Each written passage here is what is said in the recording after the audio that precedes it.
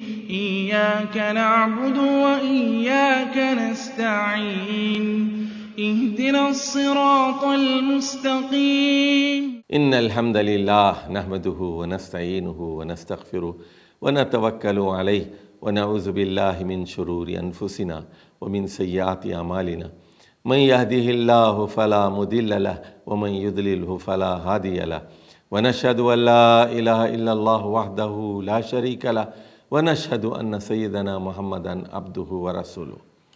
سورۃ ہود قرآن مجید کی 11ویں سورت ہے۔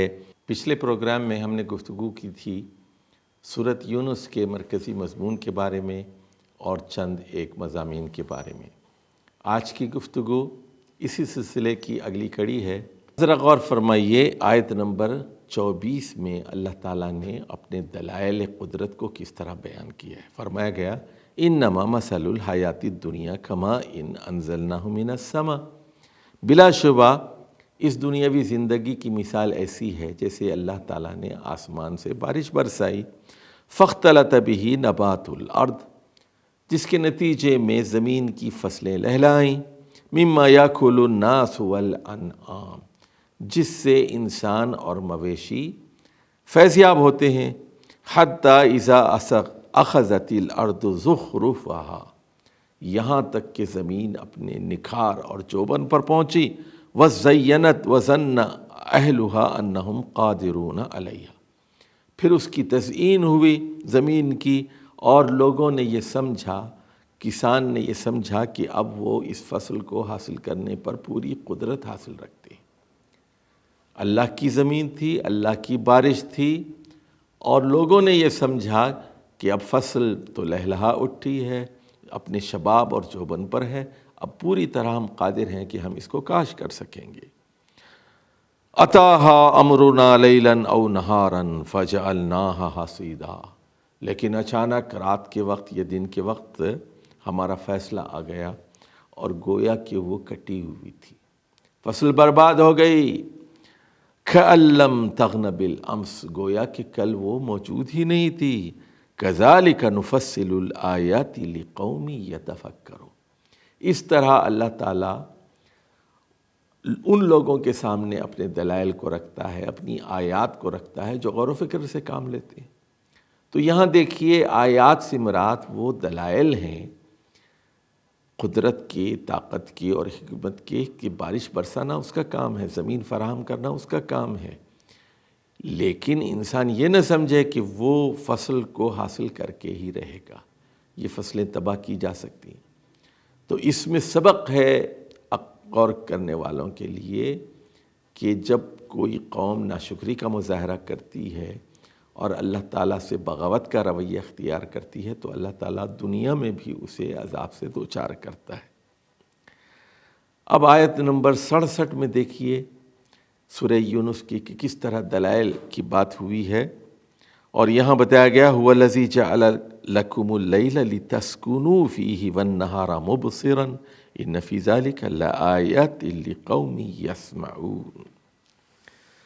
تو اللہ ہی کی ہستی وہ ہے جس نے رات کو سکون حاصل کرنے کے لیے بنایا اور دن کو اس لیے بنایا کہ اس کے ذریعے سے اللہ تعالیٰ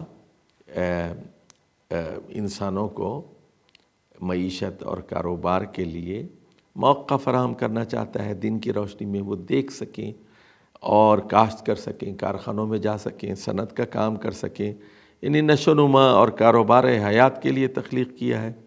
تو ان فی ذلک لآیات لقوم یسمعون، اس حقیقت کے اندر، یعنی رات کی ٹھنڈک اور دن کی گرمی، اس حقیقت کے اندر، اور یہ ایک مسلسل سلسلہ ہے اور ایک کے بعد دوسرے کا سلسلہ، رات کے بعد دن اور دن کے بعد رات۔ ان فی ذالک لآیات لقوم یسمعون، جو سنتے ہیں، غور و فکر سے کام لیتے ہیں، ان کے لیے دلائل موجود ہیں۔ سورہ یونس میں دو اور بڑی اہم اصطلاحات استعمال کی گئی ہیں، ایک علو فی الارض کی اصطلاح ہے اور ایک استکبار فی الارض کی اصطلاح ہے۔